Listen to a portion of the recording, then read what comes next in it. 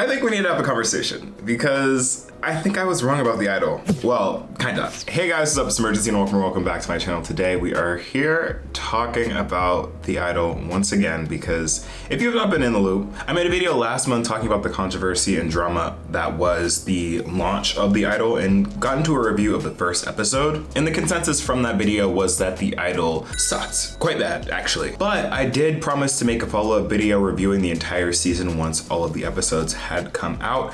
And the time has come, friends. Episode 5, the final episode came out last week as of filming this. I don't really know when this is gonna be up. But the entire season is out and, well, we have a lot of things to talk about. But first, before we talk about that, let's talk about what's going on here.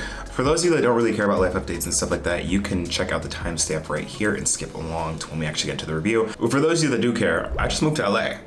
I'm an LA Betty now. And this is gonna be the new set in my new place. Working on decorating it, trying to figure out like how lighting is gonna work in here, what this is gonna look like back there. But yeah, I've been here in LA for about a couple weeks now and I've been quite busy, all thanks to y'all. And if you care to know, like I met Olivia Rodrigo last week, and if you want to know more about that and see what's been going on in my life since moving here, you can follow me on my Instagram and TikTok and Twitter, all at Imurgency, where I keep you updated on what's going on day to day. Also, if you're new around here and like all things pop culture, TV, fashion, and commentary, make sure to subscribe so that you don't miss out on any of the content that we have coming out. Also, I gotta make sure to leave a like on this video because it helps out so much with the YouTube algorithm. But now let's actually get into talking about the idol as a whole.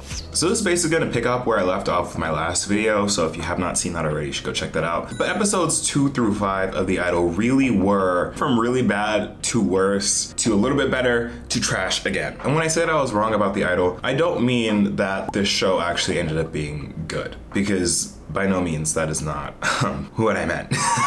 What I mean by that is that as the episodes went on, it started to make more and more sense why things are the way they are. I'm not saying that the execution of any of it was justified or right, but I could see where the thought process was going, and now that I know the entire plot, I get it, kind of. But let's break it down. So episode 2 and 3, I feel like I, in my mind, lumped those two episodes together just because they, for the most part, were just filler in the sense that like nothing was really going on. Like really the show just got more and more gross in those episodes. Like episode 2 started off strong because in this episode we have Jocelyn filming the music video for her song World Class Sinner, which might I say, like unironically, World Class Sinner kind of grew on me. Like there's just something about it that's kind of catchy. I don't know. Like I'm just a freak, yeah. Like Jocelyn kind of did what she needed to do on that one, I'm not going to lie. And in this episode we get to see the inner workings of Jocelyn's mind, and we see her sort of break down under the pressure of having this single, having her label, start to really doubt her. And we get more information about her relationship with her mom, who had recently passed away, and how all those things mixed together are really just clouding her judgment and preventing her from being the icon that she needs to be. And that scene of her breaking down on the music video set was actually good. Like that was good because I feel like that was establishing Jocelyn's character, really showing her vulnerabilities and insecurities, as well as just demonstrating what the hardships are of life in the music industry, which I feel like was what the idol was initially setting out to do. But then the second episode kind of derails and we get back into stuff with Tedros. And really I feel like with this season, whenever Tedros is on screen, things get messy, things get problematic very quickly. Most of the controversy from the show usually stems from the scenes that Tedros is in, because Tedros' character is meant to be, for lack of better words, he's a and they hold nothing back, even when they probably should, about this character. We get to see more of Tedros' control over Jocelyn's life, where he basically plants different people in all aspects of Jocelyn's life to essentially form a complete control. Like Diane, who is played by Blackpink's Jennie, who's Jocelyn's backup dancer turned friend, who's actually working for Tedros and setting this up. He put another one of his minions with Leia, who is Jocelyn's best friend and assistant, to calm her down because Leia's red flags were going off. And you just really see what kind of person Tedros is. And that is made only worse in episode 3, because episode 3 was ew. Because we really get to see more of Tedros. And I feel like episode 2 and 3 are really meant to establish and set up the character of Tedros and make him really seem like this all-powerful, super manipulative cult leader. And you get to see how he tries to control Jocelyn. Like the whole thing about Jocelyn and Tedros' relationship is that it's inherently abusive in the sense that Tedros constantly humiliates her, degrades her in a nature and in weird graphic ways to make her have better music, and essentially is trying to be her new manager and be her new team. There's like this whole thing where they go on a shopping spree in this one store, and the scenes of like Tedros being super jealous and super controlling over her get very, very creepy very, very fast. And it gets to the point where it's almost just funny. Like there's a scene where one of the attendants who's working with Jocelyn, whose job is to like help her pick out her clothes and tell her what looks good or not, Tedros takes the guy doing his job as flirting. And there's a scene where Tedros is just trying to curse this guy and intimidate this guy, but Tedros is only so tall and the attendant guy is so tall, and you just see Tedros being like, say something to her again. I dare you, say something to her again and I'll drag you down rodeo.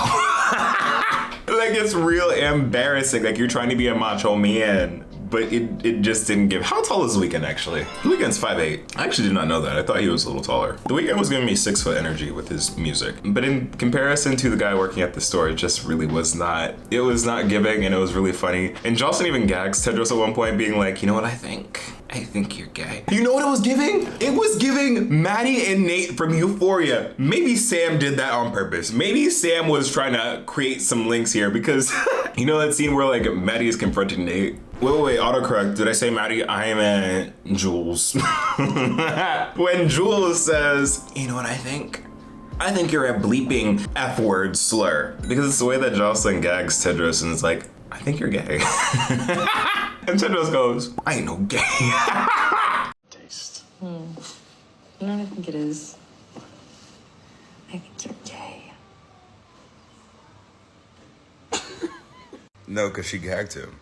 Like, she gagged him. Be who you are. Like, girl, be serious. Be so for real. But yeah, those 2 episodes as a whole just really were not it. They were not giving. And honestly, I was wondering where the plot was going to go because it kind of felt like we were in limbo for a bit and the show was just trying to be shocking just for the sake of being shocking. But then episode 4 comes around and is like, oh, you thought you knew shocking before. You ain't seen nothing yet. And when I say shocking, I mean both figuratively and literally. Because episode 4 is where the plot progresses and where things get very, very, very effed up. Episode 4 was kind of like a turning point because here was just like the peak of Tedros's control and just really showing how effed up he can make everything be. So they're still making music, right? Like the whole goal behind this is to make some hits for Jocelyn. But this episode really focuses on establishing like loyalty, like cult-like loyalty with everyone on Jocelyn's team. So that means Leia, Dee, who is Jocelyn's actual manager, and Xander, who is Jocelyn's friend, creative director, and is played by Troye Sivan. And what makes this episode more messed up than previous is that it really does show that everything that the articles were writing about prior to the Idol being released, about it being a bunch of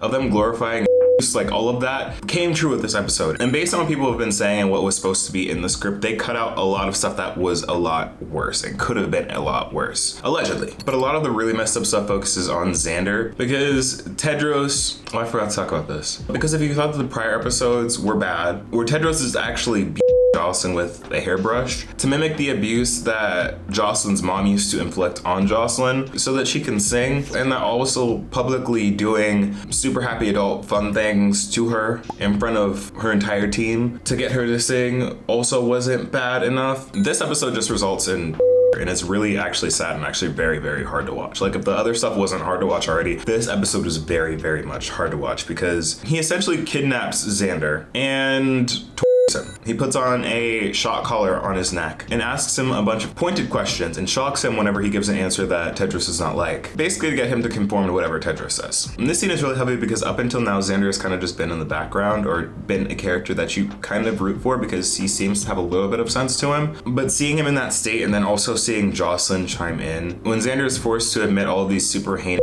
things at Jocelyn, it was just really, really, really, truly heavy. And then some other messed up stuff happens where Jocelyn gets with her ex, and her ex and Tedros meet up, and her ex kind of embarrasses Tedros, and then Tedros gets blackmail on Jocelyn's ex. It's like a whole thing. But what's most interesting about this episode are the things that Xander says about Jocelyn. Up until now, you think that Jocelyn and Xander are best friends, but it comes to light that Xander's career was actually put on hold because of Jocelyn. And he says some shocking things about Jocelyn's character, which make you like, oh, okay. And it all really comes together in episode 5, the final episode, which was actually kind of interesting, if I dare dares say that. Because this episode flips the whole script around. And it was really kind of jarring because I thought that I like missed like an episode in between 4 and 5, because you go from Jocelyn and Tedros being so attached to the hip to Jocelyn hating Tedros and calling him out on his BS. Like, it seems like a completely different Jocelyn. And spoiler alert, it's been revealed that Jocelyn has been in control of this entire situation the entire time. And this episode really just shows the almost sociopathic nature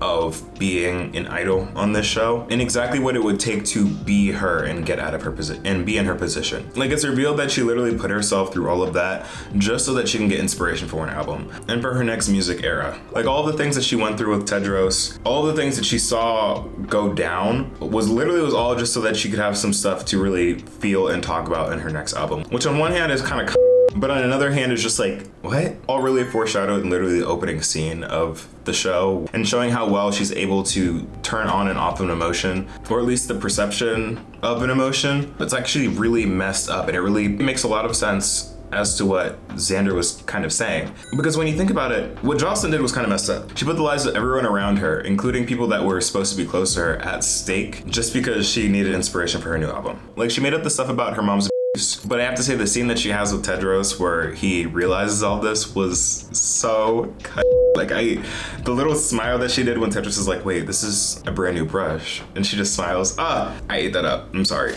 But outside of that, she had her friend literally be caused so much psychological trauma to her best friend and assistant that she quit and left, and then out-manipulated stole his entire entourage, and ended her backup dancer's career before it even got started. Which is honestly wild, and in theory, a somewhat interesting plot. Like, the whole storyline conceptually is interesting.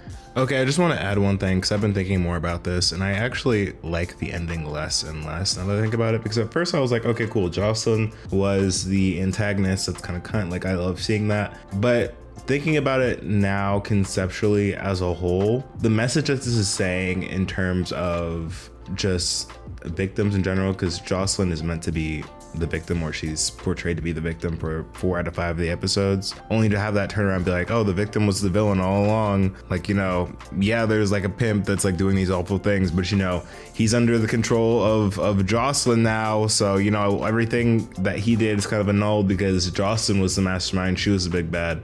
I don't know if I like the look of that, but yeah, let me know what you think in the comments. But what I want to talk about now is how Sam Levinson still somehow managed to make such a interesting plot a problematic flop. So like I said in my last video, I feel like a lot of the issues with the show is that the way that the show is written was very much through the male gaze. Like it was very much a story about a female pop star written by a man. And I get the point of the show as it is, as being like this edgy, you have to wait till the end of the show to understand the entire plot sort of thing. But I feel like that was really outshadowed. But I feel like the whole premise of the show was really overshadowed by how over the top they decided to go with everything. Like, I get the premise, but you didn't need to do all of that to convey that message. And a lot of my criticisms that I initially had in episode 1 still hold up after finishing the show. Like, the critiques of this show also from news media are also very correct. Even though they allegedly cut out a lot of other stuff that could have made the show a bit more graphic, we just really didn't need to see everything that we saw. And I know that now that I said that, you may be thinking, who's we? And by we, I mean me. Because I've been trying to hold it down and watch the show for the both of us. Like, I really think this show could have been executed in a way that didn't glorify sex, the R word, mental illness, and essentially and now that I've actually finished the show, I can see that likely Sam and Abel incorporated all these things in the show to really give it a dark angle and show how much Jocelyn, or the idol, is willing to go and how far stars are willing to go in order to keep their stardom or become stars themselves and reinvent themselves. But it all just really felt forced and unnecessarily graphic. Like, I just don't know if like the outrage marketing for this situation really was worth it. I heard that the premiere episode of The Idol outperformed that of the premiere episode of Euphoria, and that reception was by and large because of the outrage and all of the drama that they were causing online based on all of the controversy that was coming on behind this show. But I really just don't think any of this was really necessary. Like, I really just don't think that the execution of this show really matched up with whatever kind of commentary that they were trying to provide on the industry. And it really does make me wonder like what goes on in Sam Levinson's head to really come up with these plot ideas, to go through with them, to film them, and then to actually put it out. Like, that is just a little wild to me. And talking about Abel, Mr. The Weeknd, I feel like he also isn't completely safe from this, because I've been seeing a lot of discourse online talking about about the quality of the Weeknd's acting, whether it was actually good or not. But I feel like while it wasn't stellar acting, I feel like he played the role of Tedros really well, almost too well, like actually too well. To the point where it's gonna be hard for me not to conflate the Weeknd Abel to his character of Tedros, because really, he was playing it entirely too well. And that just might be a me thing, but hearing the Weeknd's music now, especially his older stuff, I don't know if it's gonna hit the same. I just don't know. I'm sorry. But overall, I feel like The Idol as a series was just overhyped. It was and is as problematic as people say. So if you have not seen the show and were thinking about watching it, even though I just gave you the spoilers on the entire series, I will say that the critics were right. They did not, for the most part, over exaggerate. Like, what they said is in the show, and the topics that they go into are very, very, very, very heavy. More so than other shows, just because this is meant to be real life. I feel like in other HBO shows, they'll either be dramatized to be in like some alternate universe, but a lot of this felt really real and unnecessarily shocking just for the sake of being shocking, you know? And I'm just really disappointed, not because I had super high hopes for the show at all. Like, I gave the show the lowest ranking I've ever gave a show in my last video, but just the fact that the ending of the show was meant to be this sort of empowering feeling of Jocelyn being in control of her career the entire time and of herself the entire time. It just didn't really give that. It didn't really give that empowerment message that it seemed like it was trying to give. And I really would not say that this show is worth the watch.